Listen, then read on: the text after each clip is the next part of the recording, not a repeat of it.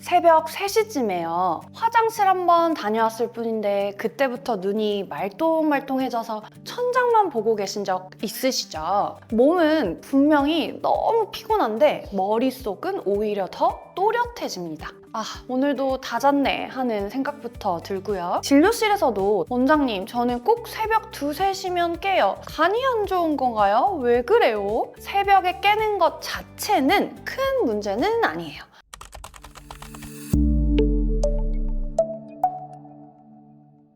깊은 잠의 양은 사람마다 다르고 밤에 한두 번 정도 잠에서 깨는 건 꽤나 자연스러운 일입니다. 문제는 깬 뒤에 다시 잠들지 못하는 거죠. 이런 상태가 일주일에 3번 이상 석 달 넘게 이어지고 낮에도 피곤하고 집중도 안 된다. 몸이 보내는 문제 신호로 봐야 합니다.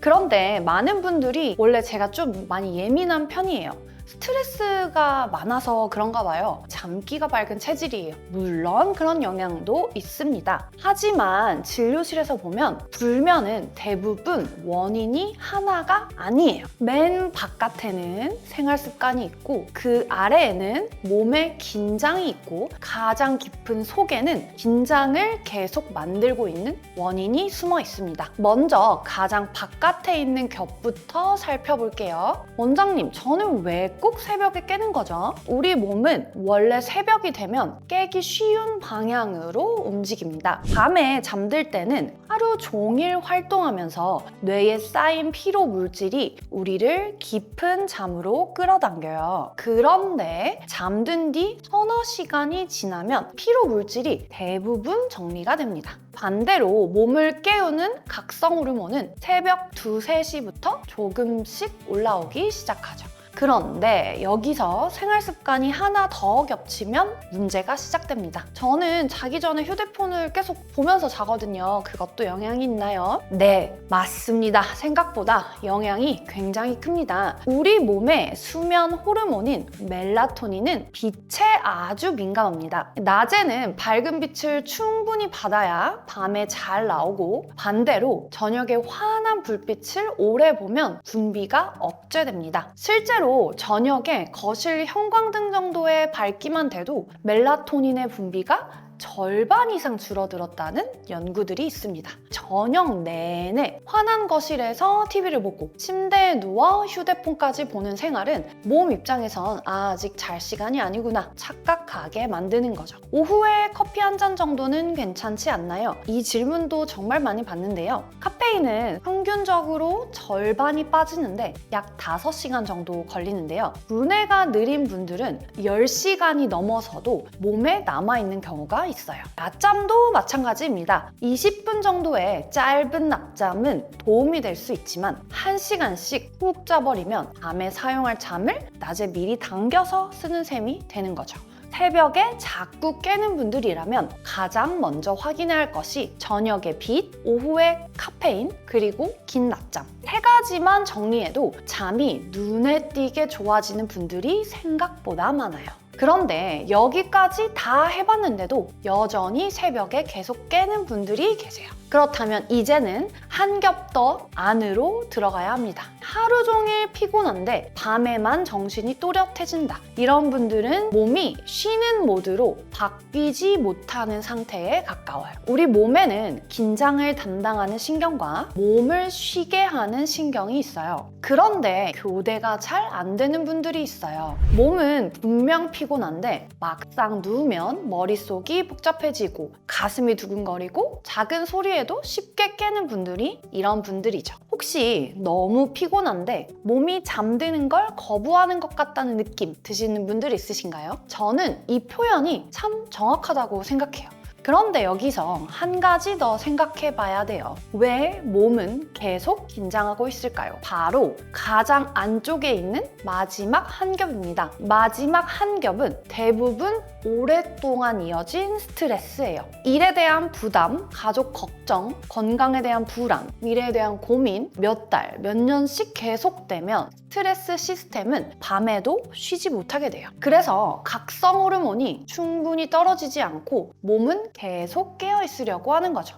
그래서 저는 진료실에서 이렇게 말씀드립니다. 불면이 원인인 경우도 있지만 불면이 결과인 경우도 정말 많습니다. 실제로 큰 시험을 앞두거나 가족의 병간호를 하거나 잠을 못 자던 분들이 그 일이 해결이 되면 바로 자연스럽게 잠을 되찾는 경우도 적지 않아요. 한의학도 비슷한 관점으로 불면을 바라봐요. 혹시 수승화강이라는 말 들어보셨나요? 한자 그대로 풀어보면 물수, 오를승, 차가운 물은 위로 올라가고 불화, 내릴강, 따뜻한 물은 아래로 내려간다 이런 뜻인데요. 머리는 차갑게, 아랫배나 발, 몸의 하부는 따뜻하게 라고 생각하시면 돼요. 원래 물은 위에서 아래로 흐르죠. 불은 아래에서 위로 타오르죠. 그런데 우리 몸에서는 이 두 힘이 서로 엇갈려 움직이면서 균형을 맞춰야 해요. 원래대로 내버려두면 머리는 뜨겁게, 발은 차갑게 돼버리는 거죠. 근데 그렇게 되면 안 되겠죠. 물의 힘은 위로 끌어올라가서 머리에 열을 식혀줘야 되고요. 불의 힘은 아래로 강제로 내려줘서 배와 손발을 따뜻하게 해줘야 돼요.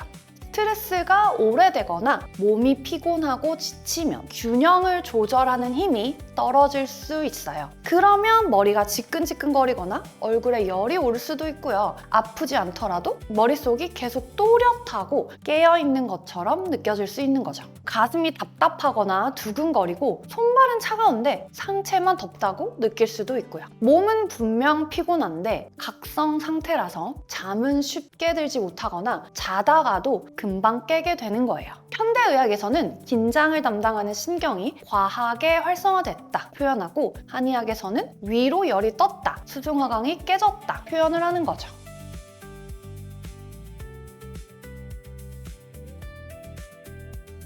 그렇다면 어떻게 풀어야 할까요? 핵심은 겉에 있는 겹부터 순서대로 푸는 거예요. 먼저 가장 바깥입니다. 잠이 안 온다고 침대에서 1시간씩 버티지 마세요. 침대는 잠자는 곳으로 뇌가 기억해야 합니다. 그래서 15분 정도 지나도 잠이 오지 않는다면 잠깐 일어나서 거실에 나가셔서 잔잔한 음악을 듣는다거나 졸릴 때 다시 침대에 눕는 것이 훨씬 도움이 됩니다. 또 하나 많이 하는 실수가 있는데요. 어제 못 잤으니까 오늘은 오래 누워 있어야지. 그런데 오히려 그게 잠을 더 얕게 만들어요. 아침에는 가능한 한 같은 시간에 일어나서 밝은 햇빛을 쬐는 것도 도움이 됩니다. 그리고 새벽에 깨서 다시 잠이 안 올 때 바로 사용할 수 있는 방법이 하나 있는데요. 바로 호흡이에요. 코로 4초 동안 천천히 들이마시고 입으로 6초 동안 길게 내쉽니다. 중요한 건 내쉬는 숨을 더 길게 하는 거예요. 그리고 새벽에 깨면 많은 분들이 가장 먼저 시계를 봅니다. 이제 3시간밖에 못 자네. 내일 큰일 났네? 이런 생각이 드는 순간 몸은 더 긴장을 해요. 시간을 계산하기보다는 배에 손을 올리고 호흡에만 집중해보세요. 생각보다 다시 금방 잠드시는 분들이 굉장히 많습니다. 반대로 하지 말아야 할 것도 있어요. 자기 전에 술을 마시는 거, 운동을 너무 늦게까지 하는 것, 계속 시간을 확인하면서 조급해하는 것입니다. 마지막으로 꼭 말씀드리고 싶은 게 있는데요. 여기까지 해봤는데도 여전히 잠들기 힘들다면 단순한 불면이 아닐 수도 있어요. 코를 심하게 골거나 자다가 숨이 멎는다는 이야기를 들은 적이 있거나 아침마다 두통이 심하고 입이 많이 마르거나 낮에도 참기 어려울 정도로 졸리다면 수면 무호흡증을 꼭 의심해 보셔야 됩니다. 다리가 벌레 기어가는 것처럼 불편해서 잠을 못 자는 경우에는 하지 불안 증후군일 수도 있고요. 우울한 기분이 몇 주 이상 계속되면서 잠까지 무너졌다. 혼자 버티는 것보다 전문가의 도움을 받는 것이 좋습니다.